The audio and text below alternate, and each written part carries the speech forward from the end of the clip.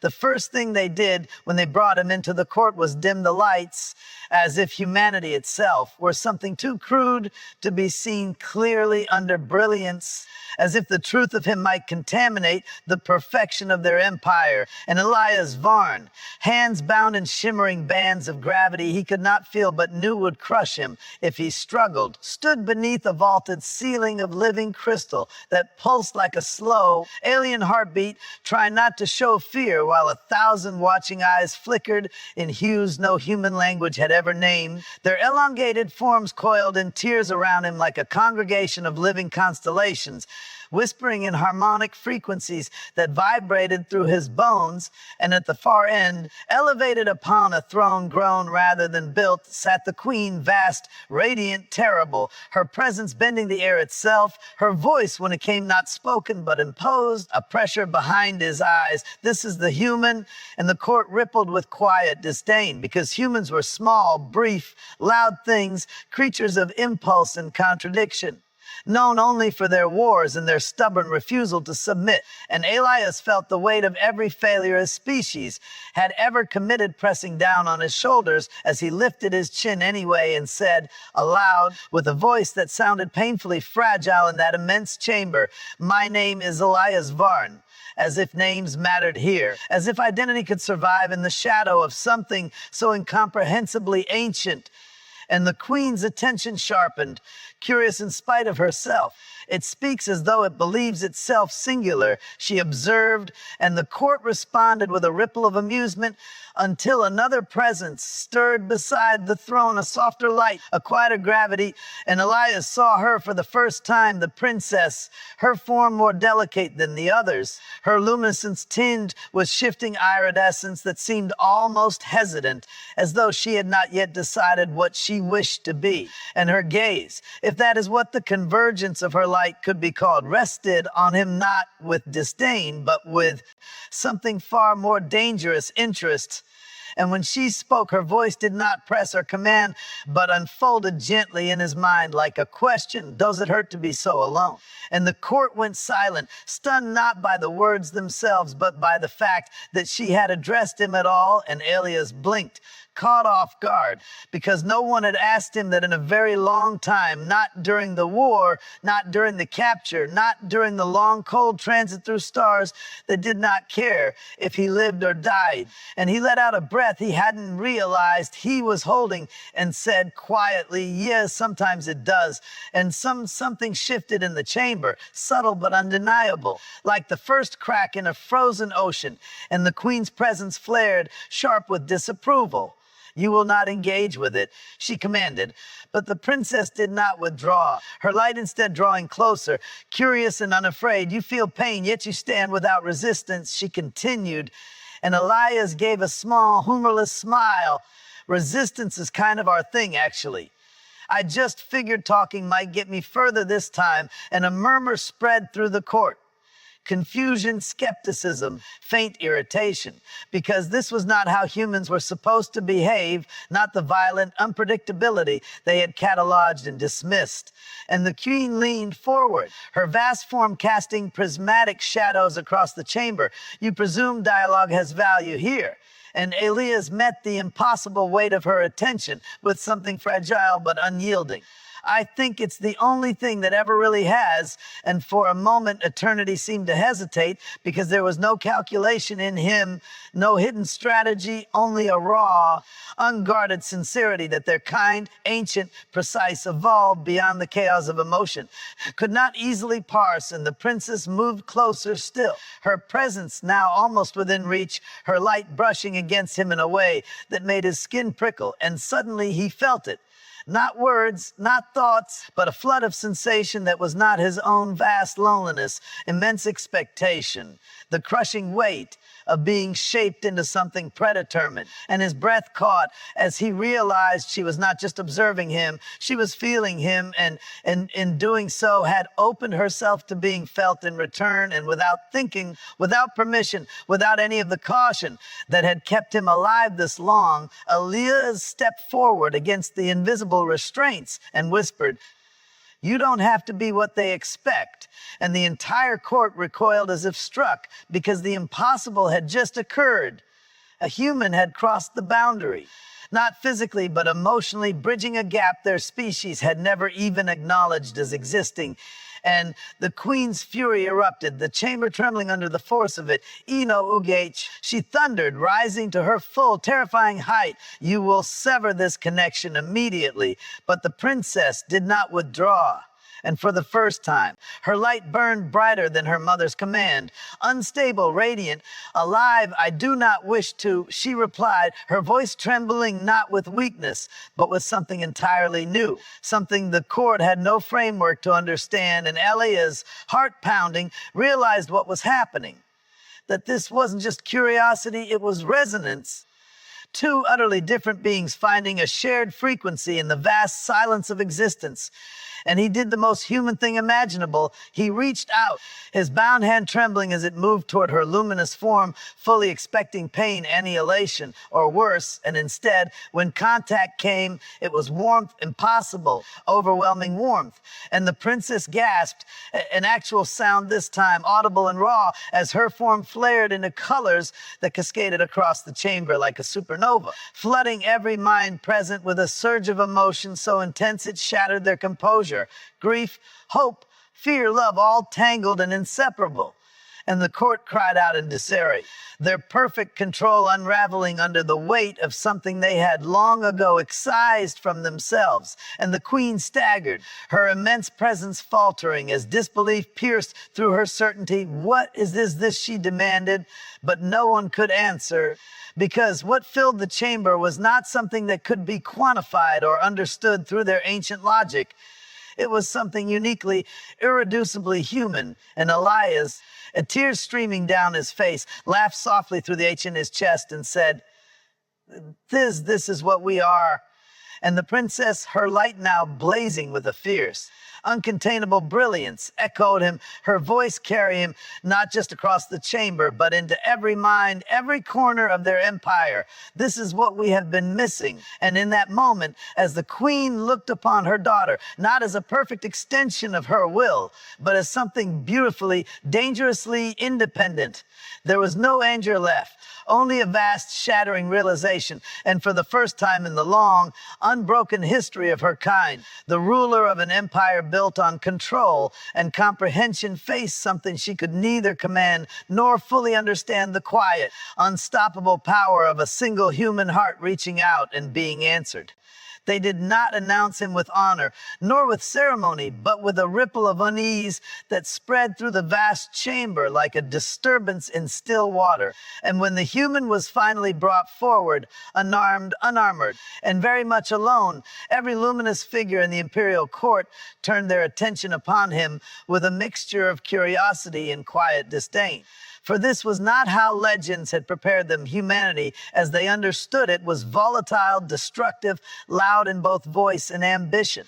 Yet the man who now stood beneath the vaulted canopy of living crystal seemed almost painfully ordinary, his posture steady but not defiant, his eyes searching not for weakness but for understanding, and that alone unsettled them more than any weapon could have, because in an empire that had long ago mastered logic, emotion had become a relic, something cataloged and contained, and the presence of a being so unapologetically governed by it felt like an intrusion into something sacred. At the far end of the chamber, elevated upon a throne that shimmered with shifting geometry, the Empress regarded him without expression, her form vast and radiant, her consciousness pressing outward like gravity itself.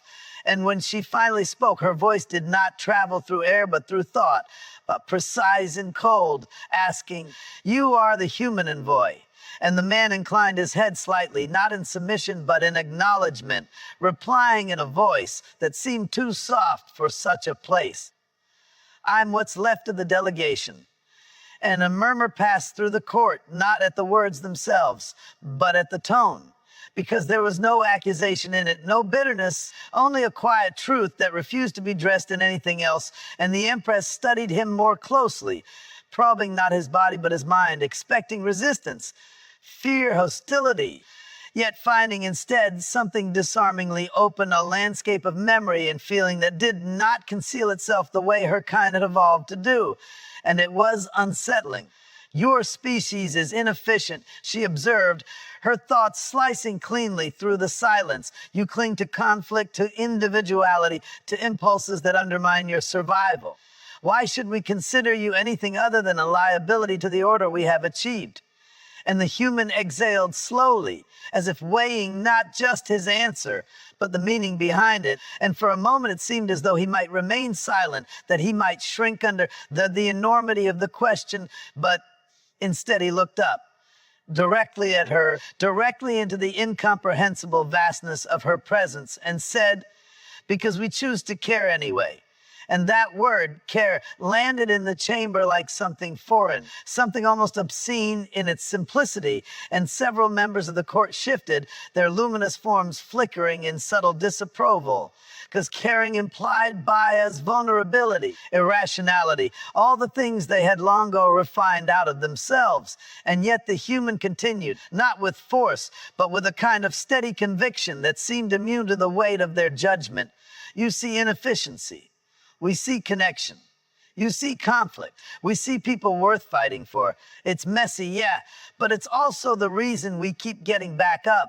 And the Empress's gaze sharpened, intrigued despite herself, because there was no deception in him, no attempt to manipulate, only a raw honesty that her kind had no clear framework to interpret.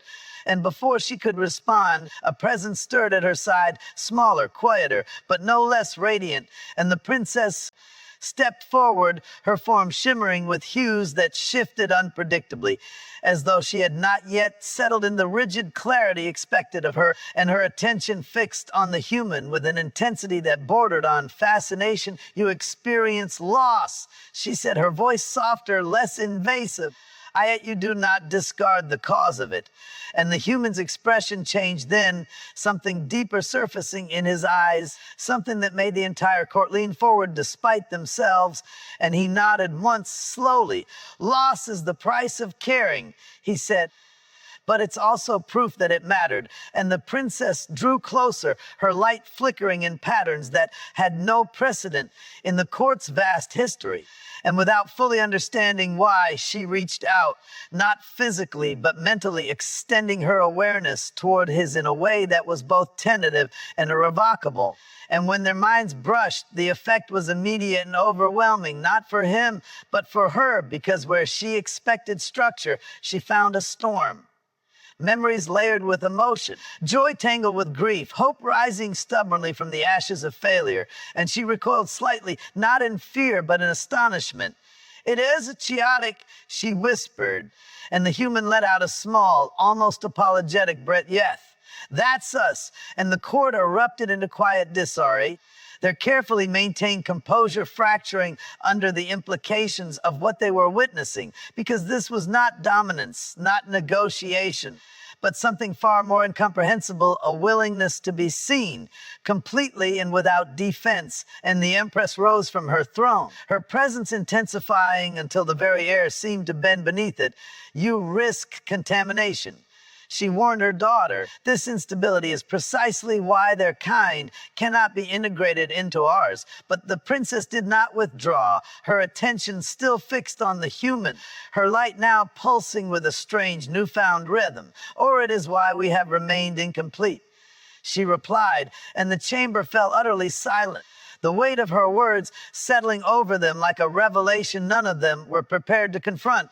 And the human, still standing, still unbroken beneath the scrutiny of an empire, offered a faint, weary smile, not as a challenge, not as a victory, but as an invitation. And in that moment, the most powerful court in the known galaxy found itself faced with something it could neither calculate nor control: the quiet, unyielding strength of a single human heart, open and unafraid to be known.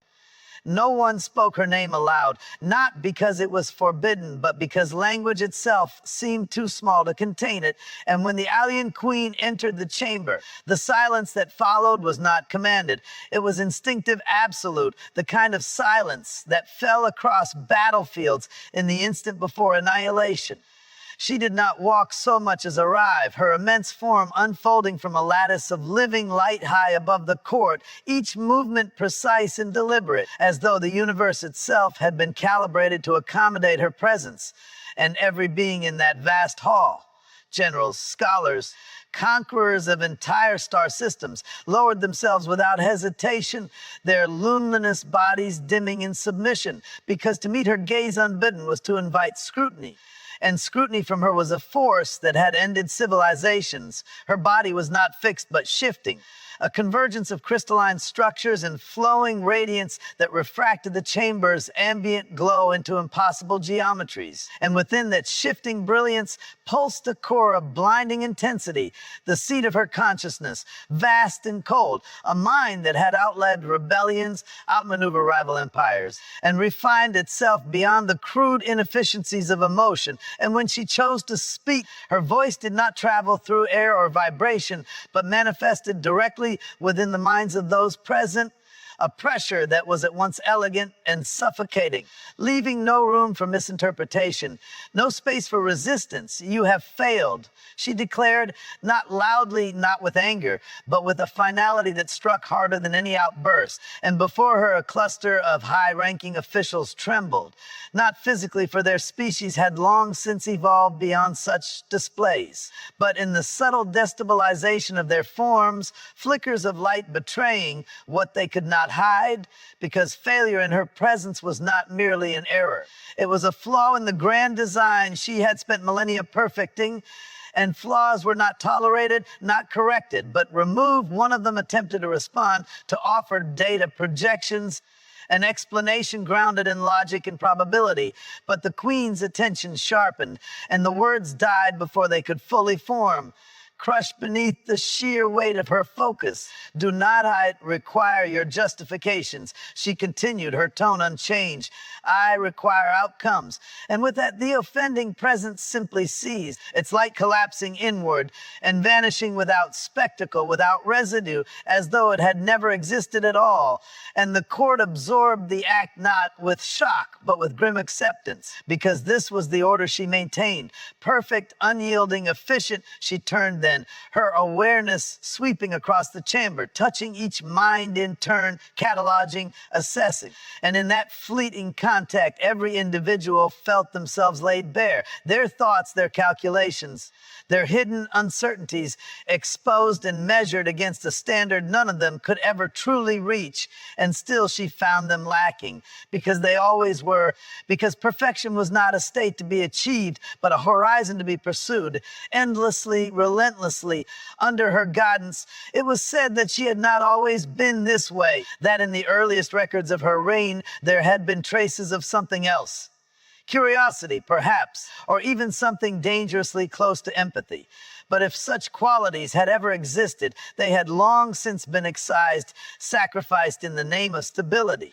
Because she had learned what lesser rulers never could, that emotion introduced variance, and variance led to chaos, and chaos was the one variable she would never allow to take root within her empire. Even her offspring, the princess, stood at a calculated distance from the throne, her light more fluid, less defined, a subtle deviation that the queen monitored with quiet, constant vigilance, for deviation, no matter how small, had a tendency to grow if left unchecked. And yet she did not intervene, not yet, because control was not merely about suppression. It was about timing, about allowing variables to reveal their full scope before deciding whether they could be integrated or must be eliminated. The queen's attention shifted again, drawn not by movement but by absence, by a presence in the chamber that did not conform to her expectations. And there at the far end stood the human, small, finite, glaringly out of place amid the calculated perfection of her court. And for the briefest fraction of a moment, so brief that none present could have measured it, her consciousness paused, not in confusion, but in recognition of anomaly, because this creature, this fragile convergence of matter and impulse, radiated something she had not encountered in centuries, something disordered and unrefined, yet strangely cohesive, a contradiction that resisted immediate classification. She focused on him, and the pressure of her awareness intensified until the very space around him seemed to compress, a silent test, an unspoken demand for submission, and yet he did not collapse, did not avert himself in the precise manner her own subjects did, instead remaining upright, his expression tight but resolute, and though his biological responses betrayed fear, elevated pulse, micro-tremors in muscle, there was something beneath it, something steady, something that did not align with survival instinct alone, and that more than defiance, more than hostility, was what unsettled her, because it suggested a motivation beyond calculation, beyond efficiency. Explain your persistence, she commanded, her voice cutting cleanly into his mind, and the human inhaled a simple, organic motion that seemed almost absurd in its vulnerability before answering aloud, his voice rough but unwavering. Because stopping isn't an option for us. And the queen analyzed the statement instantly, parsing it for hidden meaning, for strategic intent, but found none that fit within her established frameworks, only a raw assertion of will unsupported by logic, and around them the court remained perfectly still, each member acutely aware that they were witnessing something precarious, something that could tilt toward annihilation or revelation with equal ease. And the queen, dominant and unchallenged, regarded the human not as an equal, not even as a worthy adversary, but as a problem, one that, for the first time in a very long time, did not yield immediately to her understanding. And in that infinitesimal gap between knowledge and certainty, something almost imperceptible flickered within her vast, distant mind, not emotion, not yet, but the faintest echo of something she had long ago chosen to abandon, now stirring at the edges of her awareness like a memory she could neither fully recall nor entirely erase. She was not like the others, and everyone in the court knew it, though none dared to speak it in anything but the most carefully veiled terms, because to acknowledge difference was to imply imperfection, and imperfection in the bloodline of the queen was a concept that bordered on treason.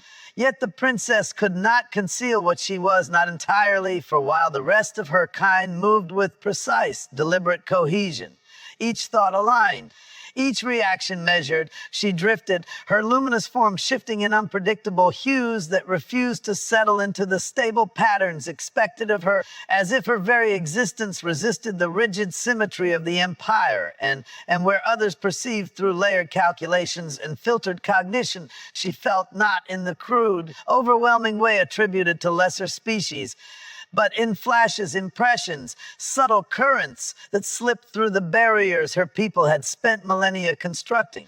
And though she tried, she truly did, to emulate the composure of her mother, to suppress the flickers of curiosity that made her linger too long on anomalies, too long on contradictions. She could never quite extinguish them. It was why she found herself drawn again and again to the edges of the court where newly encountered species were observed, categorized, and often dismissed, because within those brief, controlled exposures, she sensed something her own kind lacked, something unrefined yet undeniably compelling.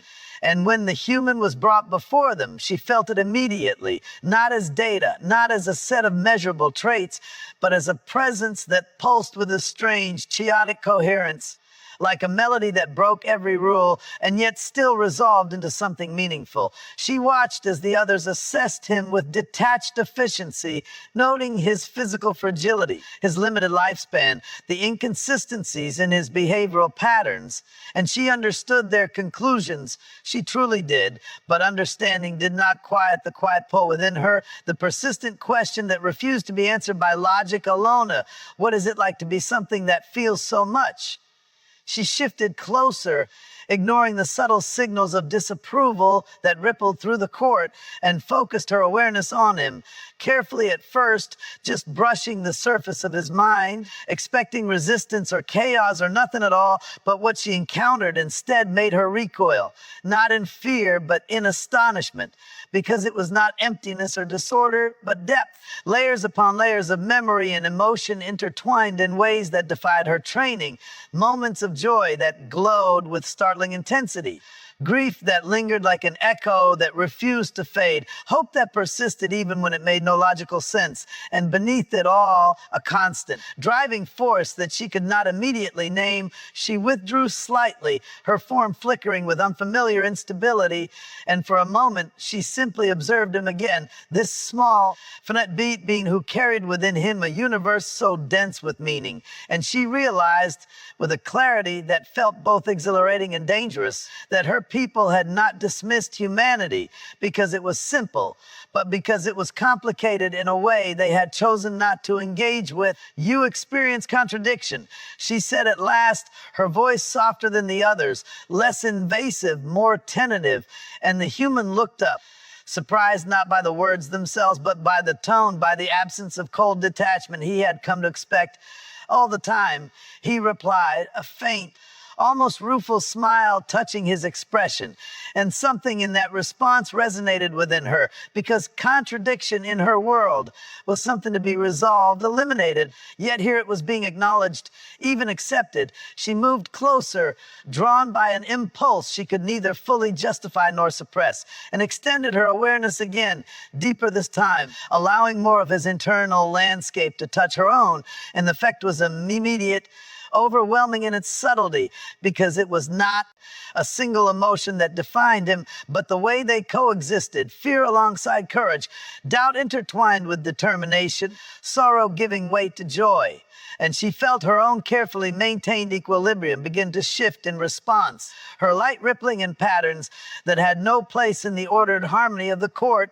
"It is inefficient," one of the advisors interjected, unable to remain silent. "Such instability leads to unpredictable outcomes." And the princess knew this, had been taught this, had repeated it herself in earlier cycles. Yet now, standing here, she found the statement lacking, incomplete in a way she could no longer ignore. And she turned slightly, her attention still anchored to the human. "And yet it persists," she replied, not as a challenge, but as an observation, despite those outcomes. And the human let out a quiet breath, something softer than a laugh.